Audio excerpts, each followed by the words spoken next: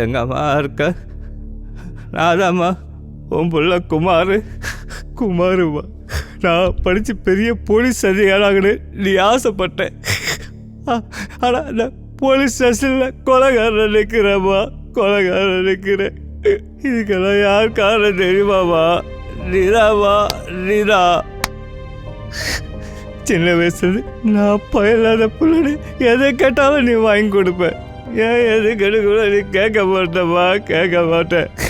கேட்குறப்பெல்லாம் கடன் வாங்கி கொடுப்பேன், வட்டிக்கு வாங்கி கொடுப்பேன்.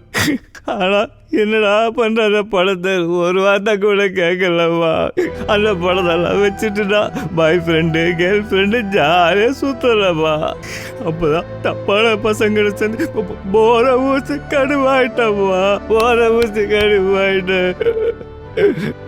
நீ இறந்ததுக்கு அப்புறம் எனக்கு பணம் கொடுக்க யாரும் இல்லை.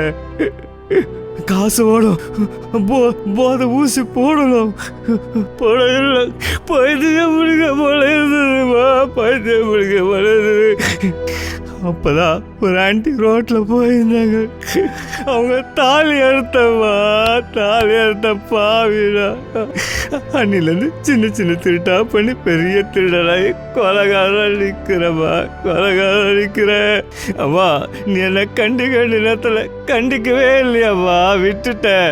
என்னைக்காவது ஒரு நாள் நீ வேலை சேர்த்து கூட்டு போய், டே குமார், உன் அம்மா ஹவுஸ் கீப்பிங் வேலை தானே செய்கிறேன்.